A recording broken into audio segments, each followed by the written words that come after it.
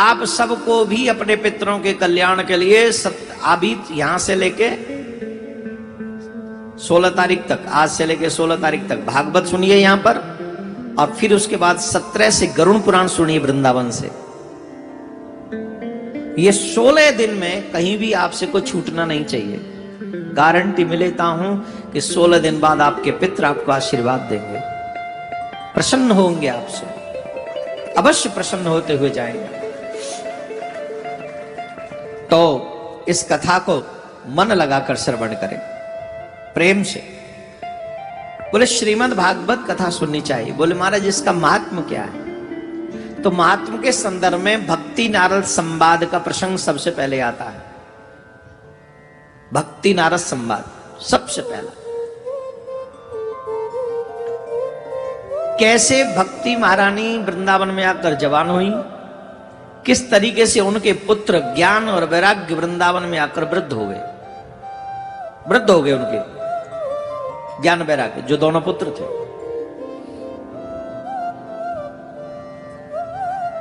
लेकिन भक्ति महारानी धन्यम वृंदावनम तेना भक्ति नृत्य यत्र च, जैसे गया धाम का एक अलग ही स्पेशल महात्मा है।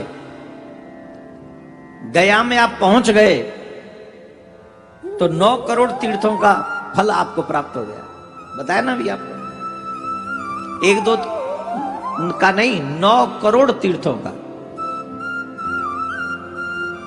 और आप यहां बैठकर अगर कथा सुन रहे हैं तो ये कथा अपने आप में अलग स्पेशल होगी, वैसी नहीं होगी, ये अलग स्पेशल होगी। क्योंकि जहां आने का इतना बड़ा फल है, वहां कथा सुनने का कितना बड़ा फल होगा अपने पितरों के लिए। कई लोग तो समझते कथा में तो वही होंगे ना पुराने प्रसंग, चलो नई नई बात सुनो और निकल जाओ। फिर तुमने पितरों को कहां प्रसन्न किया? कथा तो आपको अप टू एंड सुननी पड़ेगी ना, तभी ना तुम्हारे पितरों को फल मिलेगा।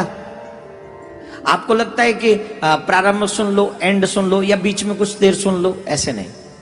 अगर आप वाकई पितरों का कल्याण चाहते हो तो पूरा कथा क्रम सुनना चाहिए। आरती हो तब से लेके आरती पुष्पांजलि तक सुननी चाहिए, उसका लाभ आपको मिलेगा, पितरों को मिलेगा। हम लोगों में जो बीच में छोड़ने छाड़ने की आदत है ना, कि छोड़ के निकल गए या फिर आ गए, फिर नियम नहीं रहे। अच्छा है आप सुन तो लोगे, नियम नहीं रहेगा। नियम से सुनोगे तो वो मर्यादा, एक वो लाभदायक। कहते हैं ना जब अनुष्ठान में होते हैं तो ये नहीं करना, ये नहीं करना। एक बात और बता रहा हूं, पूरे श्राद्ध पक्ष में शेविंग मत करना, नाखून मत काटना। कई लोग तो आज ही चिकने होके आए हैं, चिकना रहा, गल गया बाबा, खूब चकाचक करा रहा। अब बूढ़े हो गए फिर भी मलूक दिखना है, शेविंग सुम रोज करते हैं। और कई तो न शुक्र देंगे न शनिचर, उनकी तो चल ही रहा है शनिचर उनका, कसम से। एक जगह पर स्पष्ट प्रमाण है, जो पितृपक्ष में व्यक्ति अपने केस काटता है, शेविंग करता है, पितरों को वो खाना पड़ता है। नाखून नहीं काटने चाहिए।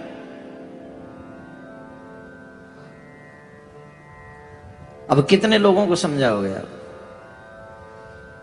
रुष्ट होंगे कि नहीं? तुम्हारी थाली में एक बाल आ जाए भोजन का तो तुम थाली छोड़ देते हो भोजन की, छोड़ते हो कि नहीं? और तुम जब सेविंग करते हो तो वो सारे बाल उन्हीं की थाली में जाते हैं। वो क्या तुम्हें आशीर्वाद देके जाएंगे? जवाब दो, बोलो। कई लोग तो कहते फिर मैं दाढ़ी में हम बहुत बुरे लगते। कभी कभी बुरे भी लग लो, तुम्हारी आत्मा का भला हो जाए, इसके लिए कुछ बुरे भी लग लो, क्या बुराई है? 11 महीने अच्छे लगते हो, 1 महीने बुरे लग लो। अभी श्राद्ध पक्ष चल रहा है, इसके बाद में फिर नवरात्रे चलेंगे, उसमें भी नहीं काटनी है दाढ़ी वाड़ी, तो अपना बढ़िया 1 महीना ऐसे ही थोड़ा बाबाजी बन के साल में रहोगे तो थोड़ा वैराग्य अभी से प्रारंभ होगा। और वैसे भी दाढ़ी वाड़ी जब रखें और थोड़ा भजन भजन करें तो वैसे ही बाबाओं वाली फीलिंग आ जाती है। तो वो कम से कम साल भर भोग में रहे, 1 महीने योग में रहो, और योग में रहकर ये कल्पना, वो तुम्हें प्रेरित, वो तुम्हें रेडी करता है उस चीज के लिए। जब तुम आखिर में छोड़ के जाओगे तो तुम्हें तकलीफ नहीं होगी। जब चाहोगे तब छोड़ के चल सकते हो दुनिया को। 1 महीने हर साल में ऐसा नियम साधो, संसार के लिए नहीं, 1 महीना में ठाकुर के लिए, अपने कल्याण के लिए। और ये पितृपक्ष में है। आप जो करेंगे उसका हजारों गुना आपको मिलने वाला है। देवताओं से ज्यादा तुम्हारे पितृ तुम्हारी चिंता करते, याद रखना। देवताओं ने तो गयासुर को भी नहीं छोड़ा। छोड़ा क्या? बोलो बोलो। अब गयासुर ने क्या पाप किया था मुझे बताना जरा। ये पाप किया था इसलिए भगवान ने उसे मार दिया, रोक दिया या स्थिर कर दिया। क्या पाप किया था? एक ही ना, वो सबका कल्याण करता हुआ फिर रहा था, यही ना। देवता उसमें भी खुश नहीं हुए।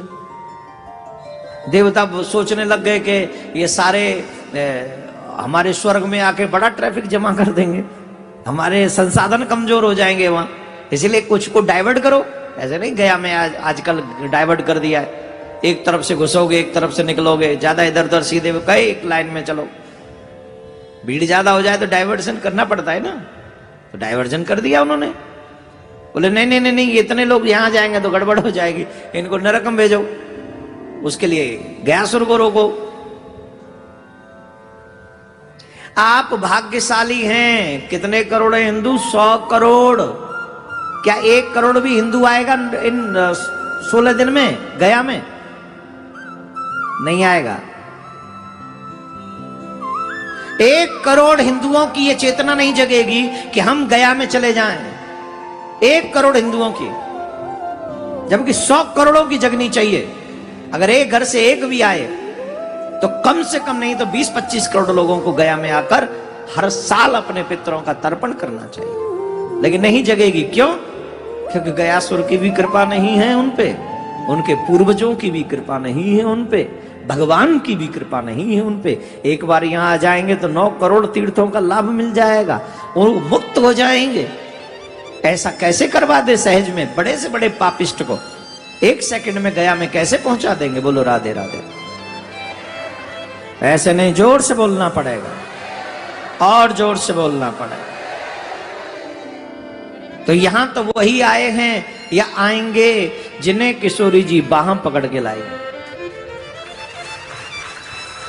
या जिनके जीवन में पूर्व में कुछ सत्कर्म हुए हैं,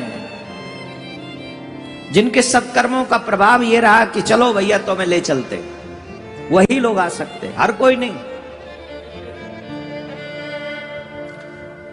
इसलिए गया में आना परम सौभाग्य का विषय है हम सभी के लिए। भक्ति के पुत्र ज्ञान वैराग्य वृद्ध हुए, लेकिन श्रीमद् भागवत कथा जब सनकादिक ऋषियों ने उनको सुनाई तो उनका कल्याण हो गया। किससे? भागवत श्रवण से। भागवत श्रवण से ज्ञान वैराग्य का कल्याण हो गया।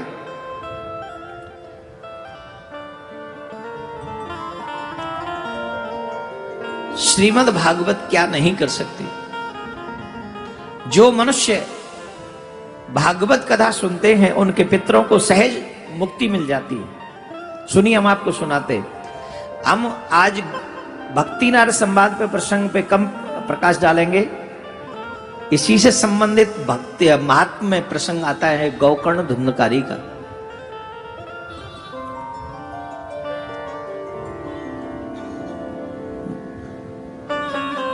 जो लोग अग्नि से जल के मर गए हों, जो लोग सांप के काटने से मर गए हों, ध्यान से सुनना, जो बीच बीच में छोड़ के चले जाते हैं उनको कहां से मिलेंगी ये सब चीजें? इसलिए पूरी कथा सुननी चाहिए, न जाने कब क्या मिल जाए। जो लोग सांप के काटने से मर गए हों, जो लोग जल में डूब के मर गए हों, जो लोग एक्सीडेंट में मर गए हों, जो लोग कोरोना जैसी महामारी में मर गए हों। कोरोना में मरने वालों को भी अंतिम क्रिया अच्छे से नहीं हुई थी। हमने यहाँ के पंडित जी से पूछा था कि कितने साल बाद मरे पीछे व्यक्ति का गया में पिंडदान हो सकता है। उन्होंने कहा साल भर बाद। हमने एक जगह 3 साल पढ़ा था, साल और 3 साल में फर्क होगा तो, लेकिन गया में आके 1 साल, अगर यहाँ के पंडित जी कह रहे हम 1 साल ही मान ले। जो मनुष्य ऐसी अकाल मृत्यु वाले व्यक्ति का भी पिंडदान गया में आकर करे, हालांकि ऐसी अकाल मृत्यु मरने वाला व्यक्ति जब तक आयु संपन्न न हो उसे नाना प्रकार की योनियों में भटकना पड़ता है, परंतु गया में आकर अगर कोई व्यक्ति पिंडदान कर दे उन लोगों के नाम से, कोई भी कर दे, निश्चित उसी समय उनका कल्याण हो जाता है। इतना प्रभाव है गया के पिंडदान का, यहां के पिंडदान का इतना बड़ा प्रभाव है। बोलो राधे राधे। अब धीरे बोलोगे, जोर से बोलना पड़ेगा ना।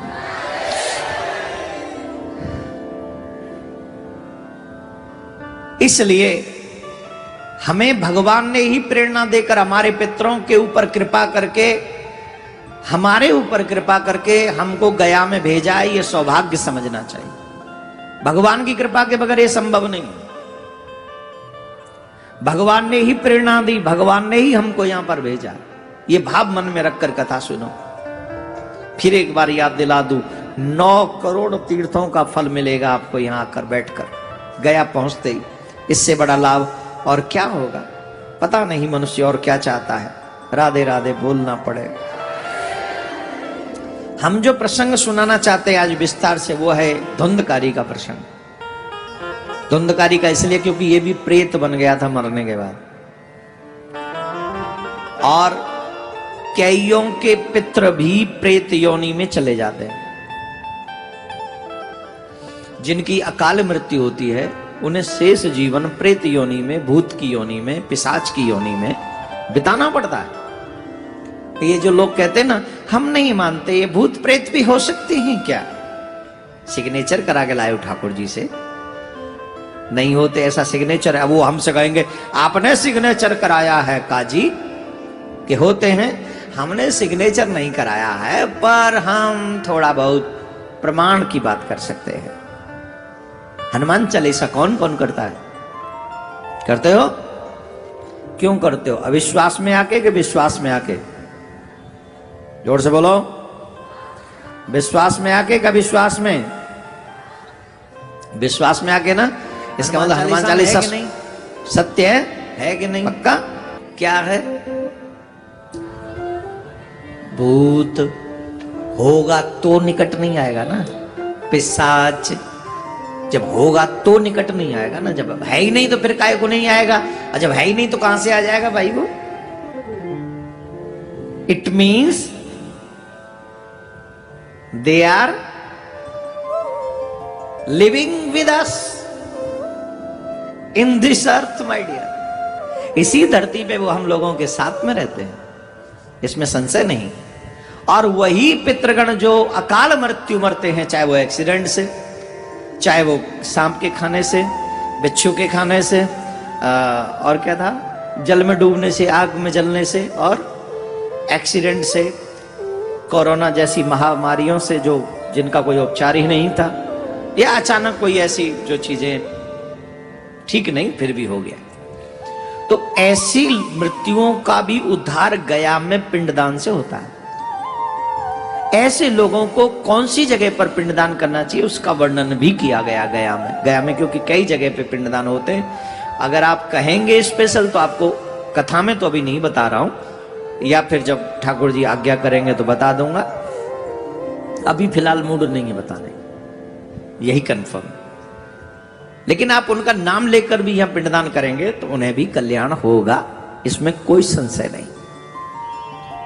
इसलिए गौकर्ण जी की कथा को हम यहां कह रहे हैं, धुंधकारी की कथा को कह रहे हैं। भागवत कथा में जो प्रसंग है, आत्मदेव नाम के ब्राह्मण जिनकी पत्नी का नाम था धुंधली, और उनकी तकलीफ एक थी कि उनके घर में कोई पुत्र नहीं था, कोई पुत्र नहीं था उनके घर में।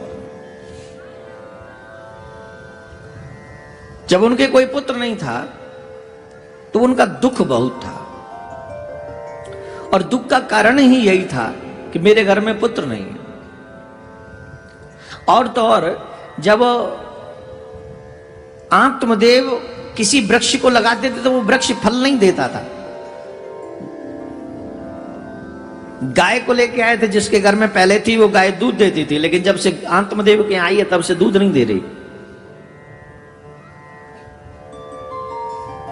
गाय के नाम पे मुझे याद आया, अभी आजकल गायों में एक बीमारी चल रही है, क्या नाम है उसका? है लंपी वायरस ना। बड़े सावधानी से सुनना, ये वायरस अब तक 1.5 लाख गौओं को अन्य स्टेट्स में मार चुका है। तकलीफ की बात यह है कि वो निर्जीव, वो कुछ बोल नहीं सकती, मूक है, वो गौ माता मूक है। और 15 प्रदेशों में ये बीमारी बहुत लेवल पे पहुंच गई। तकलीफ की बात यह है कि इसमें गौ माता बहुत तड़प तड़प के प्राण त्यागती है। लेकिन अभी तक किसी भी प्रदेश की सरकार ने कोई स्ट्रांग स्टेप नहीं उठाया। मैं हाथ जोड़कर, मैं किसी सरकार के, चाहे वो किसी की भी सरकार हो, I am not against for anybody, किसी के अगेंस्ट नहीं हूं मैं, लेकिन मैं गौ माता के पक्ष में आपसे एक अपील करता हूं व्यासपीठ से। महाराज, जिसे हम मां कहते हैं, जो मां जब तक जिंदा रहती है वो हमें दूध देती है। आपके घरों में जो चाय बनती है ना, दूध जो आता है ना, जिसे पीकर आपके बच्चे स्ट्रांग बनते हैं, वो गौ माता जो तुमसे कुछ नहीं चाहती। आज अगर गौ माता को इतना कष्ट है, इतनी तकलीफ है, आप एक स्टेप उठाइए। प्रत्येक स्टेट्स की गवर्नमेंट को एक स्टेप उठाना चाहिए और इस बीमारी को महामारी घोषित कर देना चाहिए और गौ माता की हर प्रकार से सुरक्षा करनी चाहिए। ये मैं प्रार्थना कर रहा हूं गया में बैठकर गौ माता के लिए, और आप सब से भी निवेदन कर रहा हूं, आप सब भी जितना संभव हो सके अपनी गौ माता की सेवा कीजिए और बचाइए उन्हें। जो भी डॉक्टर आपके यहां सलाह देते हो, वो सलाह अपनी गौ माता के ऊपर अप्लाई कीजिए। अपने शहर में जो गौशाला है उन पे अप्लाई कीजिए, जो भी बन पड़े। अरे जब कोरोना जैसी बीमारी आई थी, पूरा विश्व साथ खड़ा हुआ था कि नहीं? उसमें हमारे भारत में 5-6 लाख लोग मरे थे। 1.5 लाख गौ माता जा चुकी है। अकेले एक स्टेट में बताया 70,000 गौओं के प्राण गए एक स्टेट में। मैं नाम नहीं लूंगा, लोग नहीं समझेंगे कि ये उस पार्टी की सरकार है, इसलिए मैं किसी का नाम नहीं ले रहा। आप सब पढ़िए, समझिए, लेकिन निवेदन है गौ माता को बचाइए। मेरा उद्देश्य एक ही है कि आप गौ माता को बचाइए, कुछ भी करिए, गौ माता को बचाइए। इसे महामारी घोषित कर दीजिए और गौ माता की जो सेवा हो सके। गौ माता ने हम सबको बहुत कुछ दिया है, आगे भी देंगे। आप उस गौ माता के ऊपर अपना स्नेह, प्रेम, प्यार, अपना कर्म दिखाकर कोई तो कार्य कीजिए। बोलो राधे राधे। जोर से बोलना पड़ेगा और जोर से बोलना पड़ेगा। तो जो आत्मदेव जी ने अपने घर में गाय रखी हुई थी, वो दूध नहीं देती थी। वृक्ष लगाते थे, वो फल नहीं देते थे। अब सोच रहे ये क्या हो गया? पत्नी को संतान नहीं होती थी। अच्छा, फिर एक बार बता रहे हैं, शादी अपनी भावनाओं को पूर्ण करने के लिए नहीं है। शादी पितरों के ऋण को उऋण करने का ही मार्ग हमारे देवताओं ने निश्चित किया है, जिससे हमारे पितरों का ऋण उतर सके, गया में पिंडदान कर सके जाके हमारी संतति। और आज के युग के लोगों को देखते हुए तो यह कार्य बड़ा कठिन लग रहा है महाराज। जिस तरीके का आजकल का माहौल है, हमारे बच्चे एक एक तो बेटा होता है, वो भी पढ़ लिख के इंजीनियर डॉक्टर बन जाता है, और पढ़ लिख के वो चला जाता है विदेश। अब पता चले कि जी महाराज वो पितृपक्ष आ गया है, फलानी तिथि को तुम्हारे श्राद्ध है। अब डॉक्टर साहब ऑपरेशन करेंगे कि श्राद्ध करेंगे? जवाब दो, जोर से बोलो। अब इंजीनियर साहब तो यूं कह देंगे छुट्टी नहीं है। और धीरे धीरे ये श्राद्ध पक्ष की जो प्रतिक्रिया है वो धीरे धीरे अलोप होती चली जाएगी, और फिर सब नरकगामी हो जाएंगे। इसलिए मैं तो ये भी कहूंगा, जिन माँ बाप को लगता हो कि आपके बच्चे इन सब चीजों में बिलीव नहीं करते, तो अपना और अपने पितरों का खुद ही कर जाओ।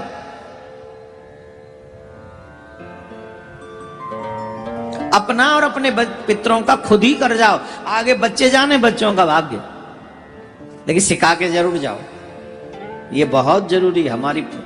मैंने कभी मुसलमान भाइयों को अपने मक्का मदीना के विषय में इतना रूढ़ नहीं देखा जितना हमारे हिंदुओं को अपने तीर्थ स्थानों के लिए रूढ़ देखा है। उनका छोटा सा भी बच्चा होगा वो कहेगा मक्का मदीना जाना तो बड़े भाग्य की बात होती है। हमारे यहाँ कहते हैं तो पंडितों का ढकोसलाबाजी है, ले। और अब पता नहीं कोई देसी काम कर रहा है कि कोई विदेशी काम कर रहा है, आपस में जातियों में लड़वा रहे हैं। अब लोगों को एक दूसरे को गालियां दिलवा रहे हैं, उल्टा सीधा बुलवा रहे हैं, जिससे हमारी संस्कृति डैमेज हो जाए। निश्चित कुछ प्लानिंग होगी, उस प्लानिंग पर भी हमको कंट्रोल करना चाहिए। आइए यहीं पर ध्यान दें। इस कथा में ज्यादा सामाजिक बातें नहीं, पारिवारिक बातें नहीं, ज्यादा से ज्यादा आपके पितरों के कल्याण की बातें हम करने का प्लान करेंगे। हम अपने आप को रोक के रखेंगे, जितना हमसे रुकेंगे अपने आप को रोक सकेंगे, रोकेंगे। कहां थे हम? तो आत्मदेव जी ने सोचा कि चलो आत्मदाह कर लेते हैं। आत्मदाह करने के लिए आत्मदेव निकल पड़े। कई बार व्यक्ति बहुत फ्रस्ट्रेट हो जाता है, परेशान हो जाता है, डिप्रेस्ड हो जाता है, और डिप्रेशन में आके रॉन्ग डिसीजन लेने लगता है। आप जितने भी युवा हैं सावधानी से सुनिए, कभी भी उस नेगेटिव थिंग को ज्यादा मत सोचिए, थिंकिंग कीजिए जो आपको डिप्रेशन की तरफ लेके जा रही है। कहीं के नहीं रहोगे तो अपने आप को बचा के रखिए, पॉजिटिव। और मैं कह सकता हूं भगवान की कथाएं तुम्हें सबसे ज्यादा पॉजिटिविटी प्राप्त करा सकती है, सबसे ज्यादा। जितनी भगवान की कथा सुनोगे तुम उतने पॉजिटिव होगे, इसमें कोई संशय नहीं। आत्मदेव ने सोचा कि चलो मैं आत्मदाह कर लेता हूं। आत्मदाह करने के लिए आत्मदेव जाने लगे, और जब आत्मदेव जाने लगे तो भगवान को जिसके ऊपर कृपा करनी होती है, सबसे पहले भगवान उसे संत मिलाते हैं। किसको मिलाते हैं? जोर से बोलिए, जोर से। उसे संत मिला देते हैं। जिसके ऊपर भगवान को कृपा करनी उसे संत मिला देते पहले। तो एक सन्यासी यति उन्हें प्राप्त हुए। उन्होंने देखा एक ब्राह्मण बड़े उदास बैठे, तो उन्होंने पूछा, कथम रोदिसम विप्र तुम काते चिंतावलियसि वदत्वं सत्वरम मह्यम स्वस्य दुखस्य कारणम। हे ब्राह्मण देवता, काहे को दुखी हो? कौन सी ऐसी चिंता है जिसने तुम्हारे हृदय में घर बना लिया है, जिसके कारण तुम दुखी हो? बताओ बताओ, काहे को परेशान हो? आप बताओ, हम अवश्य बताएं, कुछ न कुछ उपाय बताएं। ब्राह्मण देवता बोले, महाराज मैं अपने पूर्व जन्म के पापों से बड़ा दुखी हूं। उनका मैं क्या वर्णन करूं? अब मेरे पितर भी मेरे द्वारा दी हुई जलांजलि को, जल को अपनी ध्यान से सुनिए, देखो हाँ कितनी बड़ी बात कह रहे हैं, सुनिए क्या कह रहे हैं आत्मदेव। मेरे पितृगण भी जब मैं तर्पण करता हूं, जलांजलि देता हूं, उन्हें जल देता हूं, तो चिंता के साथ उस जल को ग्रहण करते हैं कि इसके बाद हमारा तर्पण कौन करेगा, क्योंकि मेरे कोई संतान नहीं है। कोई संतान हो जो मेरे बाद भी मेरे वंश में आए और जो मेरे पितरों को तर्पण कर सके, कोई तो हो। पर मेरा ऐसा कोई भाग्य नहीं, मेरे कोई संतान नहीं। दुखी हूं मैं इसी कारण। संतान के लिए मैं इतना दुखी हो गया हूं कि मुझे सब सूना ही सूना लगता है और चारों तरफ सब सूना ही सूना दिखाई पड़ता है। मैं प्राण त्यागने के लिए आया हूं। संतानहीन जीव को धिक्कार है, संतानहीन ग्रह को धिक्कार है, संतानहीन धन को धिक्कार है और संतानहीन कुल को धिक्कार है। ऐसा मैं नहीं कह रहा हूं, ऐसा आत्मदेव कह रहे हैं। फिर से एक बार समझ लीजिए, शादी सिर्फ एक दूसरे की प्राप्ति के लिए नहीं है, शादी पितरों के ऋण से उऋण होने के लिए, एक सुयोग्य संस्कारी संतान के लिए है जो तुम्हारे जाने के बाद तुम्हारे पितरों को भूखा अथवा प्यासा न रहने दे।